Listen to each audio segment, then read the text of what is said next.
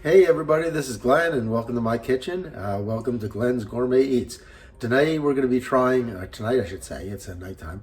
We're going to be trying something new I haven't done yet, so we're going to be in this venture together. What I'm going to create, if you know me, you know I like American regional recipes and trying recipes from different parts of the country. And this is called Booyah. I think that's how I pronounce it, right? It's famous out in the Midwest, especially in the Green Bay, Wisconsin area.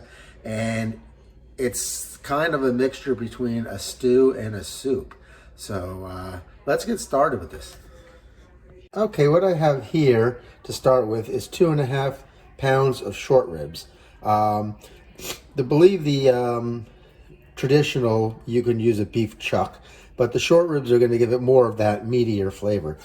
So what I want to do here is take the meat away from the bone. Don't throw the bone away. We're going to use them. Because what we're going to do is we're going to just, you can see in here there's a lot of fat. And we're just going to trim away some of that fat. You want to keep some in there, but you want to get rid of a good amount. The little bit in there will be good because it's going to kind of melt down into the soup. So let's take this piece off here. And I think that's good. So, like I said, I have my reserve bone, I have my meat, and I'm going to do the rest of these. So we'll come back. Okay, as you can see here, got the bones pretty clean. I got my meat, and I got a good amount of fat off it. So let's get this started. And I also have 2.5 pounds of chicken thighs. Bone-in's better. I couldn't find them, so I have boneless, but if you can get bone-in, that's better. In a Dutch oven, I have this Dutch oven. It's enamel, cast iron, so it's pretty heavy, but I love it because it's great for making stews and soups. If you have a regular pan, use that, but this is really great to do this, and it can go from a stovetop to oven, and it holds up really well. So if you have one of these, great. If not, that's fine. You can just use a regular pan, but I do urge you to go out and get one. They are, like I said, they are fairly expensive, but they are definitely worth the cost. What I have in here is 1 tablespoon of vegetable oil heating up at this point. And what we're going to do is we're going to add our beef to here, not the bones, just the beef. And we're going to brown that with a little salt and pepper, so we'll get to that. Okay, I'm going to test this out. My oil seems to be shimmering a little bit, so that means it's nice and hot. So I'm just going to add the beef in at this time. If we hear a sizzle, that's good. I don't think we're ready yet, so let's put this aside and give it a little more time for that oil to heat nice hot. Okay, give the oil a little bit more time. Let's see if this works out. So just get that oil spread around, and we should hear a sizzle when we put it down. Yep, there we go. Good job. All right. So let's get all this meat in the pan, and we're going to brown it on each side for about 5 minutes over medium-high heat. Want to get a nice brown on there. That's going to help the flavor a lot. Let's get all this in here. So after 5 minutes, I'll turn this over. But let me get these all in here first.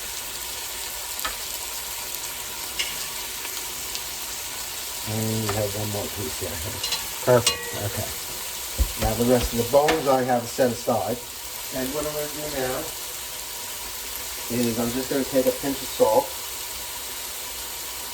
Very little. And I'm just going to season the meat a little bit. You always want to season as you go along.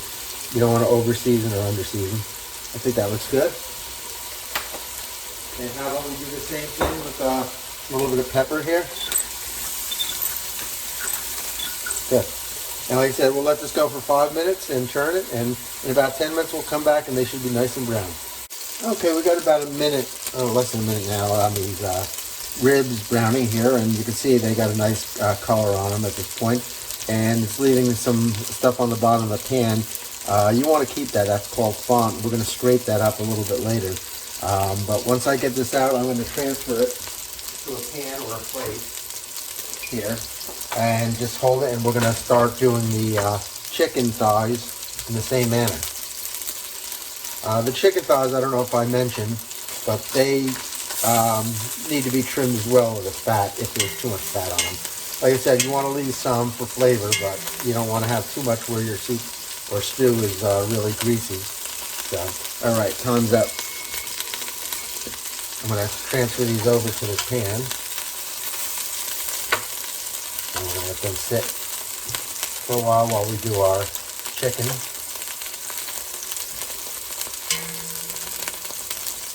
Be careful, the grease spits up a little bit here. You don't want to get hit in the face with grease, so kind of stand back while you're doing this. Perfect. Let me get rid of this, and we'll get the chicken in there. And we're going to basically do the same thing with the chicken. We're going to get it in there, brown it for about 5 minutes on each side. I'm going to salt and pepper one of the sides here.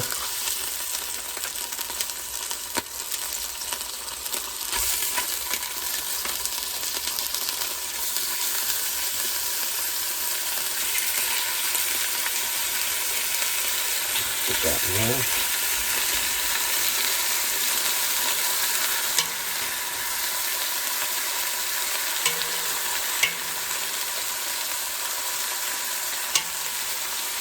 Are we going to fit it all? I think so. There we go. One more piece to fit in there. I think we can get it. There we go.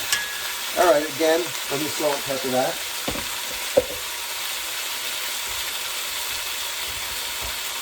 Start out with the pepper this time because I just found that.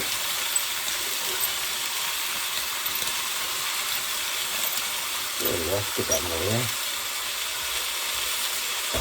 And again, just a little bit of salt.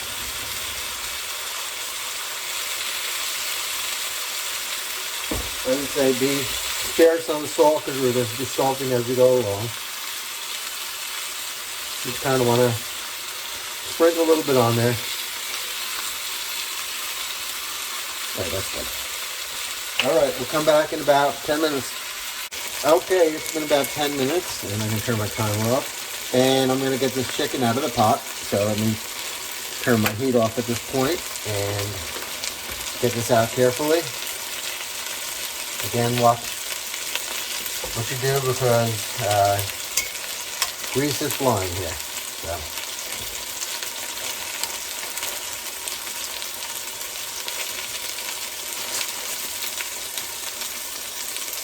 I notice chicken doesn't brown as nice as beef, but we got some coloring in there, so we're good to go.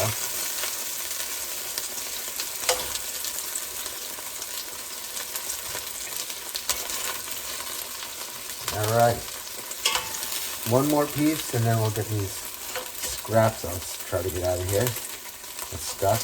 They're okay. They're not going to do any harm, really, so we'll just leave them in. Okay, let's go through the list of the rest of the ingredients here. Let's see where we can start here. Here we go. We have 2 cups of onions and 2 stalks of celery chopped. I have 4 cups of shredded green cabbage. You see that? I have 3 carrots that are chopped. I have a cup of frozen peas. 2 bay leaves, a tablespoon of lemon juice. I have 8 cups of chicken stock. You can make your own or just use the low sodium out of the can or the, well, whatever carton you're. I have a 28-ounce can of diced tomatoes, and I have a pound of potatoes that I'm going to chop into 1/2-inch pieces, and I have what they call, I'm not sure if everyone's familiar with this, it's called a rutabaga, and it's a root vegetable, and it's going to give it a real good flavor. I'm going to show you how I chop that in a second. But let's start with the potatoes here, and I'll just show you real quickly how I do them. They're peeled, I cut the ends off, and I'm just going to trim them on the outside here. I'm trying to square it off, if you say. And make it easier. Whoop, be careful. So, again, just square those edges off here. There we go. And then I'm going to just put these aside. And then what I do is I'm gonna square this edge off here, and this edge,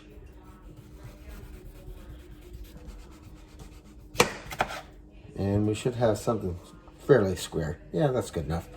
So now what I'm going to do is cut this down the middle like that, and I'm going to cut it into 1/2-inch pieces like that, and then across 1/2-inch pieces. You don't have to be exact. And there we go. That's how I do my potatoes. Now for the rutabaga. Kind of same concept. What I'm going to do is just take the root end off here.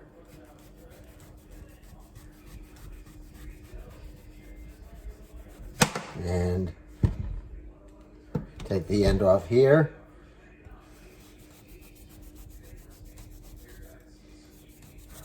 There we go. And then I'm just going to use a vegetable peeler, and I'm going to peel this down. This is kind of thick, so I might need to use a little force, or I might need a bigger vegetable peeler, or you can always do this. You can always use your knife and take it off.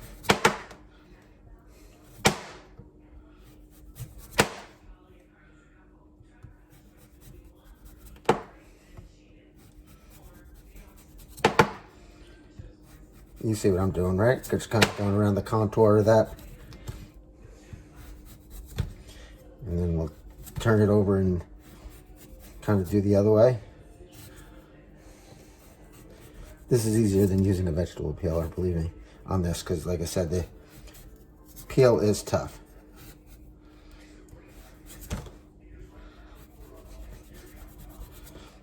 Let's get this off. I'm only going to use a 1/2 pound of this, so it's not a big thing if we don't get it all off here. Yeah, there we go.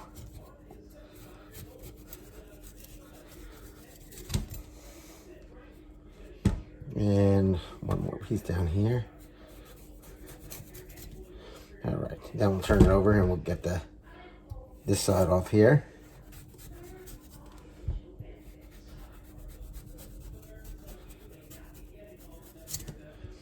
Just follow the contour. Watch your fingers though. I don't want to hear anybody getting cut and having to go to the emergency room.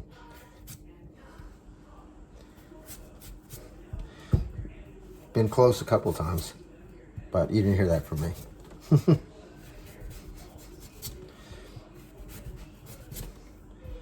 All right, I think we're pretty good here. Now I'll just kind of go around the edges here and get that.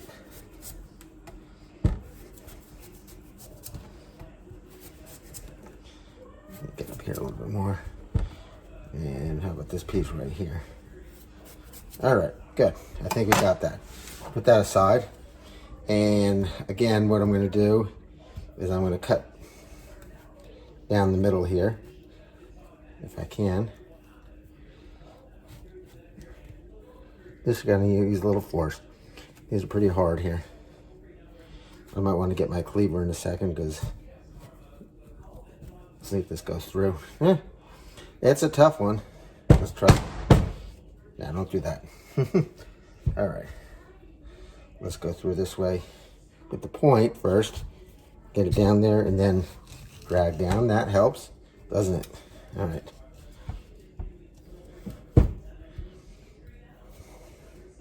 Same thing in the middle here. Point all the way down and just drag. And I think we're good to go here. Now, see what I'm doing. All right, good. Now I can just break that open. Now I want to do these in 1/2-inch pieces as well. So, like I said, all I want is a 1/2 pound of these.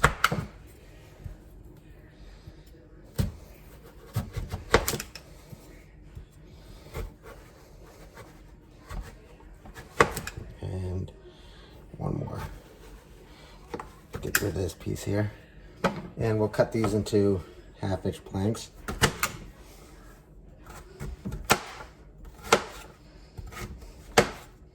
All right, you get the gist. Let me finish up and we'll come back. Okay, let's turn our attention back to the pot. And what I want to do is drain this grease out, but I want to reserve about 1½ teaspoons. So what I'll do is I'll grab a measuring spoon here, and I got a teaspoon here, and we'll just come down. And if I don't get a full teaspoon and a half, I think what we'll do, I think that's about a teaspoon and a half in there. I'm kind of eyeballing it. I still have a piece of chicken in here too, to get that out. Yeah, that looks good to me. So what I'm going to do is I'm going to turn this back up to heat the oil up a little bit. And let me move you a little closer there. And once that's heated, we're going to add our onions to the pot. And our celery. And we're going to cook it. So let me throw a piece of onion in here. And when I see it sizzling, we'll know it's ready. Okay, I think we're ready to go. So let me get my onions and celery. And we're going to put it in here. And we should hear a nice sizzle as we do. Let me get a wooden spoon so I can mix this up as it goes in. And we'll get these all coated with that grease down here. And we're going to let this cook for about 5 minutes. Vegetables are just starting to soften at that point. And when that's done, we'll be right back. Okay, as you can see, the vegetables have softened up a little bit. Still have this brown stuff on here from the meat called the font. And we're now going to add our chicken stock. And we're going to do this nice and slowly. And let me get up my other hand so I can scrape with this hand. Makes it easier sometimes, because I'm right-handed. All right, so what I'm going to do is I'm going to slowly pour this in there and scrape that font as I put it in there. See how that comes up? Again, that's all flavor in there. And put a little more in there.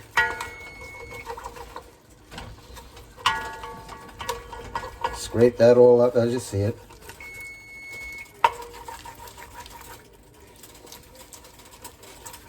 All right, I think we got it all.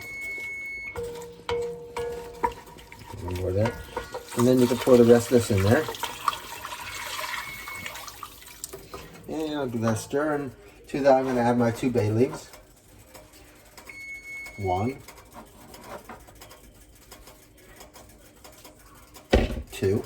And I'm going to give this a stir. Okay, and lastly, we're going to add our meats and our bones back to the pot here. So let me get my tongs here. And we'll get this meat in there.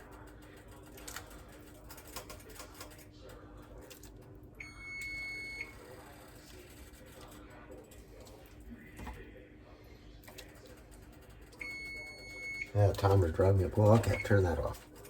All right. I'm putting the chicken to one side of the pot and the beef on the other side of the pot, because later we're going to remove one first, and we're going to let the other simmer in there a little longer, so I want to know which is which. So this side here is our chicken, and this side here will make our beef. And put that in there. And then again, we'll add the beef bones now at this point.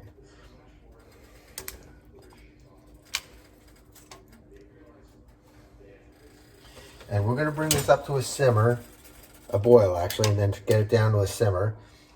And we're going to let it simmer for about 30 minutes at this point.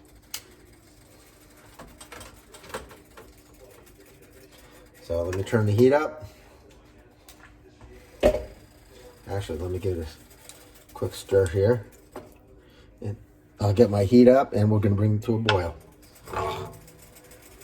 Okay, our soup's been simmering for about 30 minutes and I already started. But I'm going to remove the chicken at this point.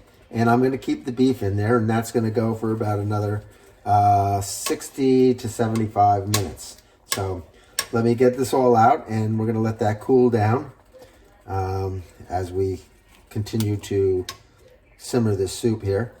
So All right, so you don't need to sit and watch me pull out chicken from this. So we'll come back when the beef is ready in about 60 to 75 minutes. Okay, it's been about 75 minutes now, and I'm going to remove the beef and the bones from the pot here. So that's what I'm going to do now. Like I always say, you don't need to sit around and watch me do this, but that's what I'm going to do at this point. So let me get ready. Okay, the bones have given us all they can. I scraped any excess meat off them, and I'm just going to discard them at this point. They're pretty clean. And if I could bring you down here, what I'm going to do, hopefully the meat's not too hot, is if there's any fat around, I'm going to put that to the side. But I'm just going to start shredding the meat. I have 2 forks, and I'm just going to roughly shred the meat here. It should be really tender at this point, both the chicken and the beef. Any pieces of fat here you can put aside here. We don't want that. The chicken here.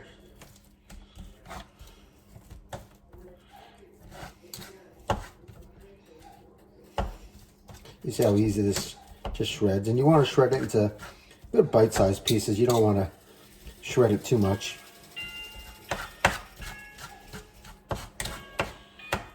And let's see here.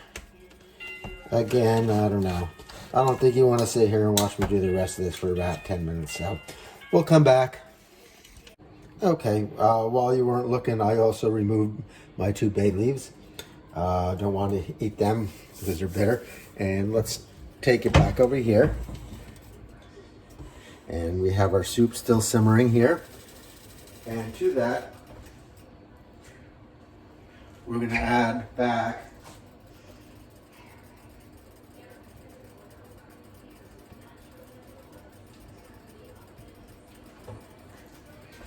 our shredded beef. So, okay, so here comes the shredded beef. We'll just dump down there. Just maybe shred a little bit more as we go along if I see any big pieces here.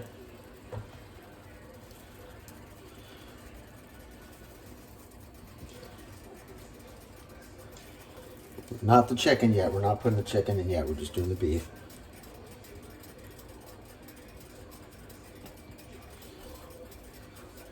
Kind of have to separate it because I chopped them all together, but it's not hard to tell the difference. There we go. Just a little bit more to go here. And once I put this in, I do got to rinse my hands off. They're a little bit greasy. Like I said, I just want these in bite-sized pieces if I didn't get them. There we go. These rest should be good here. And let me get the rest in here. There. Okay. Let me wash my hands. Okay, to this we're going to add the cabbage.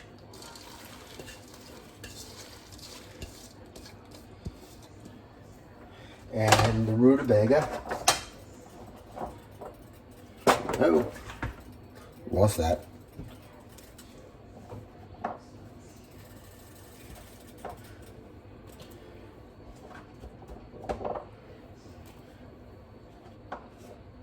All right, we're almost done with the rutabaga.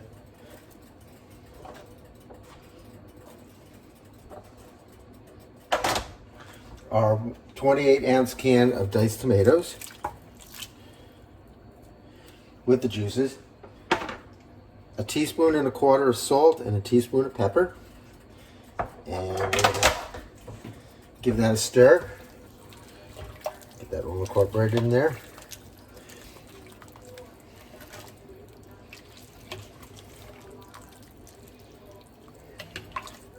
It's coming together nicely, isn't it? All right.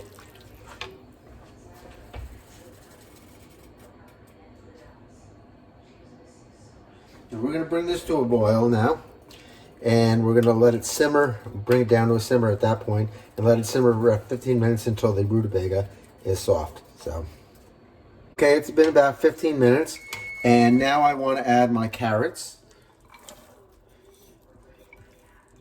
and my potatoes to the pot here. Yeah, this is coming out nice, thick, good, hearty fall night soup or stew, whatever you want to call it. I'm going to let this simmer for about 20 more minutes. Okay, we got about 20 minutes. This has been simmering with the potatoes and carrots now, so the potatoes should be tender and the carrots should be ready. So what we're going to do is add our chicken back to the pot here, and I'm going to try to be careful with this. This is really chock full of a lot of stuff here, isn't it? So, all right, so there we got our chicken, and we're going to add a cup of frozen peas, and we'll get all these out. Yeah, there's a couple stuck in there. There we go. And we're going to give this a stir. And we're going to just stir this and We're just going to heat this for about 3 minutes, just until the chicken is heated up. So we'll let that go for about 3 minutes now. Okay, it's been simmering for about 3 minutes. The peas have been heated up and the chicken. And I'm just going to shut my heat off. And now I'm going to take the 1 tablespoon of lemon juice and pour it in here. That's just going to brighten up the flavor a little bit. And at this point, if you need to, you can adjust your salt and pepper seasoning. Like I said, I don't like too much salt in here, but if you like a little more salt, go ahead and add it. It's up to you. But that's it. So here we have a regional specialty from the Midwest called Green Bay Booyah. Like I said, it's just full of flavors and hearty as can be. Good winter or fall meal. If you have any questions, please post them. Now may the Lord bless you and keep you. May the Lord make his face shine upon you and be gracious unto you. May the Lord turn his face towards you and give you peace. Until we meet again, God bless.